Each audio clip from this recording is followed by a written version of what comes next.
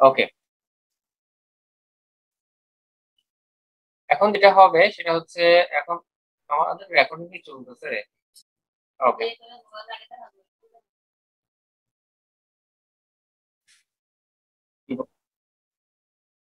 নিতে পারছি না কিন্তু বিয়ে করতে পারি।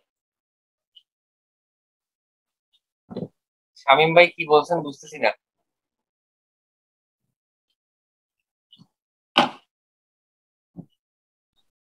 ভিউ করতে পারেন না, যে ভিউ করার জন্য আপনাদের কিবোর্ডের মধ্যে F5 এ প্রেস করলে হবে।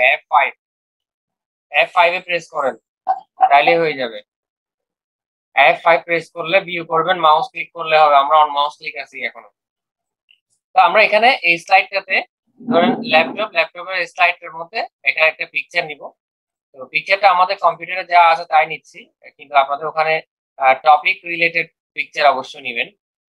টপিক রিলেটেড আপনার এখানে ল্যাপটপের ছবি নিতে পারেন বা ওই ইয়ার ছবি থাকবে। তো আমি এখান থেকে একটা পিকচার নিচ্ছি, ধরুন আমি এটা নিলাম। ওকে, পিকচারটাকে আমি এখানে বসিয়ে দিচ্ছি।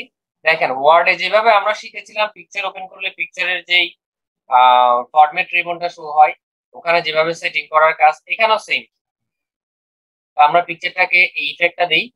এই ইফেক্টটা দেওয়ার পরে এখন এখানে যেভাবে স্লাইড ইফেক্ট হচ্ছে, পিকচারও যাতে স্লাইড ইফেক্ট হয় সেজন্য পিকচারটাকে সিলেক্ট করে আমরা অ্যানিমেশনে যাব, কাস্টম অ্যানিমেশনে যাব, তারপরে অ্যাড ইফেক্টে গিয়ে এখান থেকে একটা ইফেক্ট দিয়ে দিব।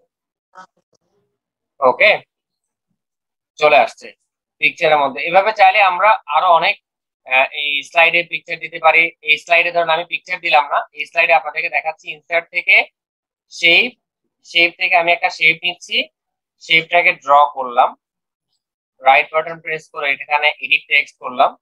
এডিট টেক্সট করে এখানে লিখলাম হচ্ছে, ধরুন আমি একটা টেক্সট লিখলাম ওয়েলকাম। ওকে, এটাকে আমি আহ, এটাকে আমি লেখাটাকে সিলেক্ট করলাম, লেখাটাকে সিলেক্ট। এখন আমরা এই শেপটাতে ক্লিক করে আবার অ্যানিমেশনে যাব, কাস্টম অ্যানিমেশন, এখান থেকে এটাতে একটা অ্যাড ইফেক্ট দিব। এখানে একটা ইফেক্ট দিলাম। এবার আমরা একটু ভিউ করি কেমন আসে একটু দেখি। মাউস ক্লিক আমরা এখন অটোতে যাইনি, এখন আমাদের মাউস ক্লিকের মধ্যে আছি আমরা। এখন আমরা মাউস ক্লিক করি। মাউস ক্লিক করার সময় দেখেন mouse click, click by click আসতে থাকবে।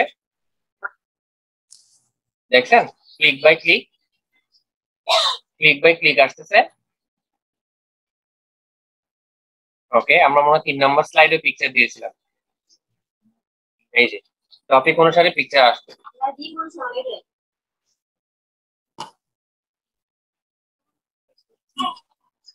ওকে, এবার আমরা এখানে, এবার আমরা এখানে তাহলে আমরা ধারাবাহিকভাবে একটু খেয়াল করি। রিবন থেকে ফিক্সারটা কিভাবে নিছেন একটু দেখেন। কেন আপনারা আপনারা পিকচার কিভাবে নিতে হয়, তারপরে শেপ কিভাবে নিতে হয় ক্লাসগুলো প্র্যাকটিস করার নাই? আমি আবার দেখাচ্ছি। ইনসার্ট, ইনসার্ট থেকে পিকচার, এখান থেকে হচ্ছে পিকচার নিয়েছি, ওয়ার্ডে যেভাবে নিয়েছেন ঠিক সেভাবে। তারপরে এই যে শেপ, ইনসার্ট শেপ, এখান থেকে আমি এই শেপটা নিয়েছি। ওয়ার্ডে যা করেছিলাম এখানেও সেম। ওকে, শুধু পার্থক্য হচ্ছে এই শেপটাকে সিলেক্ট করে আমরা ডিজাইন থেকে অ্যানিমেশন থেকে কাস্টম অ্যানিমেশনে গেলাম, আর এখান থেকে একটা ইফেক্ট অ্যাপ্লাই করেছিলাম এখান থেকে। আহমেদ ভাই বুঝতে পারছেন? জি। ওকে, এবার আমরা যাব ডিজাইন রিবনে।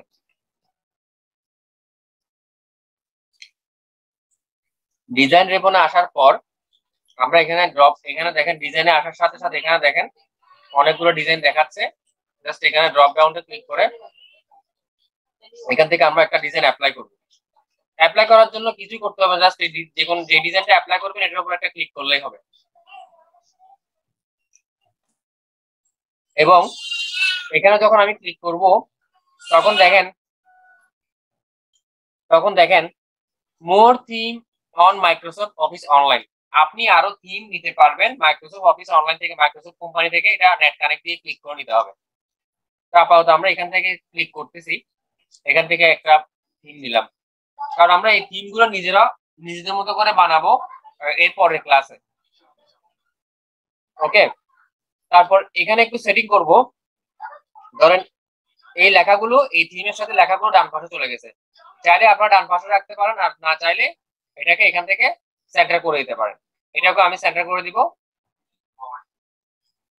তারপর এটা কালারটা চেঞ্জ করে দিব।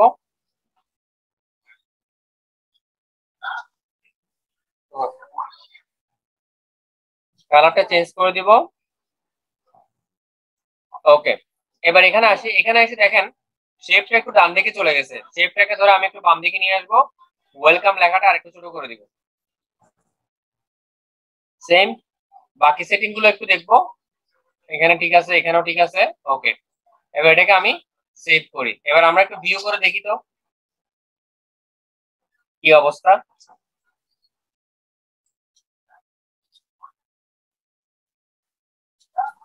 ডিজাইন বাই ডিজাইন আসতেছে।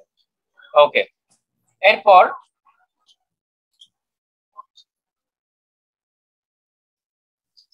আরেকটা জিনিস দেখেন, আপনি যদি চান প্রত্যেকটা স্লাইডে আলাদা আলাদা ডিজাইন অ্যাপ্লাই করতে পারবেন। আমরা তো এখন একটা ডিজাইন ক্লিক করলাম, এই ডিজাইনটা ক্লিক করেছিলাম, এটার সাথে এই ডিজাইনটা, এই থিমটা যে স্টাইলের ডিজাইনে কি এটা আমরা আসলে থিম অ্যাপ্লাই করেছিলাম, তাই না? এই থিমটা যে স্টাইলে, সেই স্টাইলে সবগুলো চলে আসছে। এই থিমের যে স্টাইল সেটা আসছে। এখন আপনি চাইলে এইখানে একটা থিম, এখানে একটা থিম, এখানে একটা থিম, স্লাইড বাই স্লাইড আলাদা আলাদা থিম অ্যাপ্লাই করতে পারবেন। কিভাবে দেখেন, আমি সেকেন্ডটাতে না দিয়ে আমি 4 নম্বর স্লাইডে গেলাম। 4 নম্বর স্লাইডে গিয়ে এখান থেকে ধরুন আমি এই থিমটাকে অ্যাপ্লাই করবো 4 নম্বর স্লাইডে। এখানে রাইট বাটন প্রেস করব। এখানে দেখেন অ্যাপ্লাই টু অল স্লাইডার দিলে সবগুলো স্লাইডে এটা হয়ে যাবে এই ডিজাইনটা। আর অ্যাপ্লাই টু সিলেক্টেড দেওয়াতে, অ্যাপ্লাই টু সিলেক্টেড দিলে হবে কি, আমি যে স্লাইডটা সিলেক্ট করেছিলাম শুধুমাত্র সেই স্লাইডটাই কি হবে, ডিজাইনটা হবে। মানে চাইলে আপনি অল ডিজাইন একসাথে করতে পারেন, বা চাইলে আপনি ইন্ডিভিজুয়ালি ডিজাইন করতে পারেন। এই পর্যন্ত বুঝছেন কিনা আপনারা?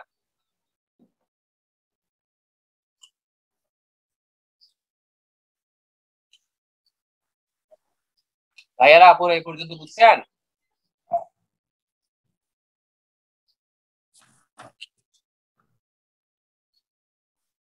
রিপ্লাই করেন, চ্যাট বক্সে রিপ্লাই দেন, নাহলে আনমিউট করে কথা বলেন। ওকে, একটা থিম অ্যাপ্লাই করলাম। কারণ আমি এখান থেকে এই থিমটা অ্যাপ্লাই করলাম, সবগুলো ওই থিমের স্টাইল হয়ে গেছে, সবগুলো ওই থিমের স্টাইল হয়ে যাচ্ছে। তো এখানে দেখেন আমি যদি ইন্ডিভিজুয়ালি করতে যাই তাহলে কি করব, ইন্ডিভিজুয়ালি করার জন্য আমি ধরুন 5 নম্বর স্লাইডটাকে আলাদা থিম দিব, বা 4 নম্বর স্লাইডটাকে আলাদা থিম দিব। এখানে যাওয়ার পর ডিজাইন থেকে ধরুন আমি এটা দিব একদম লাস্টেরটা। এটার উপরে রাইট বাটন প্রেস করব। এখানে অপশন দেখেন অ্যাপ্লাই টু অল স্লাইডারে ক্লিক করলে সবগুলো স্লাইডে এটা অ্যাপ্লাই হয়ে যাবে এই ডিজাইনটা, এই ডিজাইনটা। আর আমি যদি এখান থেকে অ্যাপ্লাই টু সিলেক্টেড স্লাইড, আমি যে স্লাইডটাকে এখানে ক্লিক করে সিলেক্ট করেছি সেটাকে অ্যাপ্লাই টু সিলেক্টেড স্লাইড দিলে শুধুমাত্র এই স্লাইডটাই এই ডিজাইনটা হবে। ওকে, এখন বুঝতে পারছেন? জি স্যার, বুঝছি স্যার। ওকে,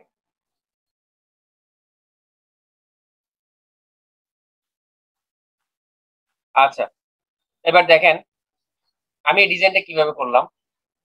আমরা এই ধরনের ডিজাইন কিন্তু করব, করে আমরা নিজেরা স্লাইড তৈরি করব। তো আমি এটা করার জন্য ধরুন আমি দেখানোর জন্য আমি এই স্লাইডটাকে সিলেক্ট করলাম, বা 6 নম্বর স্লাইডটাকে সিলেক্ট করলাম, যে এই ধরনের স্টাইলটা কিভাবে করলাম। 6 নম্বর স্লাইডে সিলেক্ট করলাম, এখানে ডিজাইন রিবন সিলেক্ট করা থাকবে। সিলেক্ট অবস্থা আমরা ব্যাকগ্রাউন্ড স্টাইলে যাব। ব্যাকগ্রাউন্ড স্টাইল থেকে আমরা এখান থেকে যদি এই স্টাইলগুলো অ্যাপ্লাই করি, এই স্টাইলগুলো চলে আসবে অটোমেটিকলি স্লাইডে। তার নিচে দেখেন ফরম্যাট ব্যাকগ্রাউন্ড একটা অপশন আছে, এখানে ক্লিক করলে আমরা এখানে গ্রিড লাইন, পিকচার অনেক কিছু দিতে পারবো। তো গ্রিড লাইনে না গিয়ে আমি পিকচারে গেলাম। যাওয়ার পরে দেখেন এখানে এখান থেকে আমরা এই যে এখানে টেক্সচার একটা অপশন আছে, এখানে ক্লিক করলাম। ক্লিক করে আমি চাইলে এখান থেকে এটা ডিজাইন দিতে পারি, এটা দিতে পারি, এটা দিতে পারি, বা এটা দিতে পারি। ওকে, আমরা এখান থেকে আমাদের ব্যাকগ্রাউন্ড গুলোকে নিজের ইচ্ছা মতো সেটিং করতে পারি।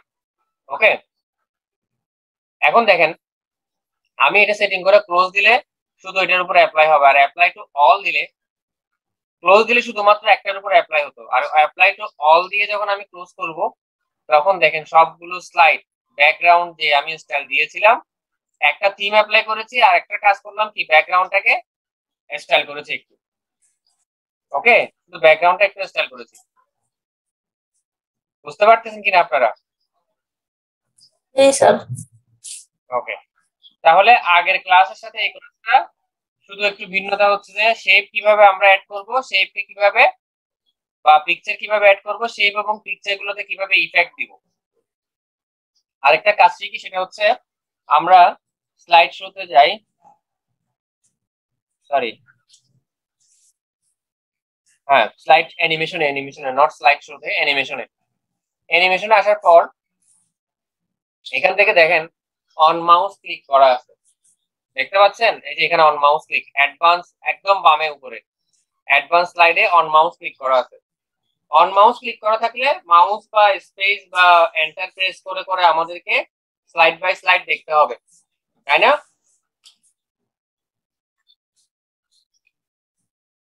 আমরা অন মাউস ক্লিকটা তুলে দিব, তুলে দেওয়ার পর অটোমেটিক আফটারে যাব, কিন্তু অটোমেটিক আফটার এটা কয় সেকেন্ড পর পর হবে সেটা আমাদের এখানে দেয়া নেই। আমরা উপরে ক্লিক করলে সেকেন্ডটা বাড়বে, নিচে ক্লিক করলে কমবে। আমি এখানে করে দিলাম 6 সেকেন্ড করে। এরপর ট্রানজিশন স্পিডটাকে ফাস্ট করা আছে, এটাকে করে দিলাম মিডিয়াম, স্লো করব না, মিডিয়াম করে দিলাম।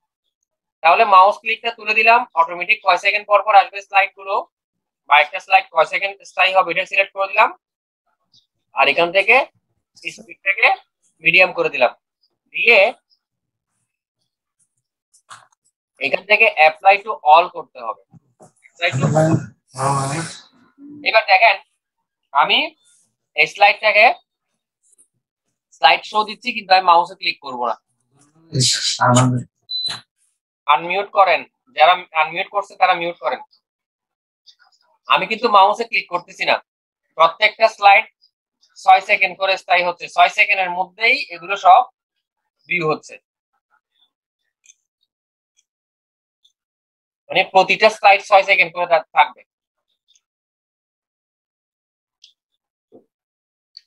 এটা আপনাদের প্রয়োজন অনুসারে আপনারা আরো বাড়াতে পারবেন।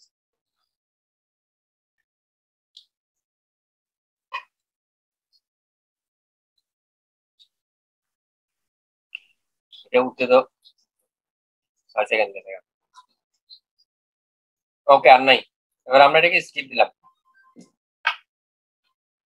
এবার আসেন আপনাদের যে কাজটা করতে হবে, আপনারা এটা প্র্যাকটিস করবেন তো নিশ্চয়ই, তাই না? নাকি করবেন না? হ্যাঁ করবো স্যার ইনশাআল্লাহ। জি, প্র্যাকটিস করবো স্যার। আপনাদের এখন যে কাজটা করতে হবে, আপনারা হোমওয়ার্ক জমা দিবেন হচ্ছে এটা একটা স্লাইড, এটার একটা স্ক্রিনশট নেবেন অথবা ছবি তুলবেন, এটা একটা স্লাইড, এটা একটা স্লাইড, মানে প্রতিটা স্লাইড বাই স্লাইড স্ক্রিনশট অথবা ছবি তুলে পোস্ট করবেন গ্রুপে। ফাইনালি আমরা পাওয়ার পয়েন্টের ক্লাস অ্যাডভান্স ক্লাসটা শেষ করার পরে যখন ফুল ফাইলটা আপনাদের প্র্যাকটিস মানে বলবো যে একদম ফুল কাজটা করে ফাইলটাকে মেল করেন, তখন ওটা করলেই হবে। ওকে, আপাতত আপনারা স্লাইড বাই স্লাইড কাজ করেন এবং স্লাইড বাই স্লাইড স্ক্রিনশট বা ছবি তুলে পাঠান, সরি গ্রুপে পোস্ট করবেন। ঠিক আছে, সহজ করে দিলাম।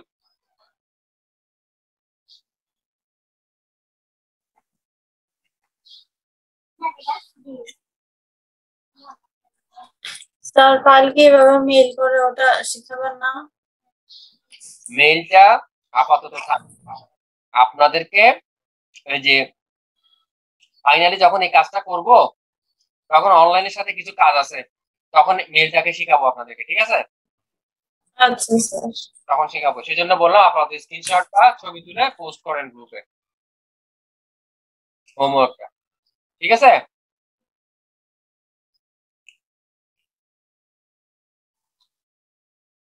এবার বলেন কার কি সমস্যা আছে, সমস্যাগুলো সলভ করি।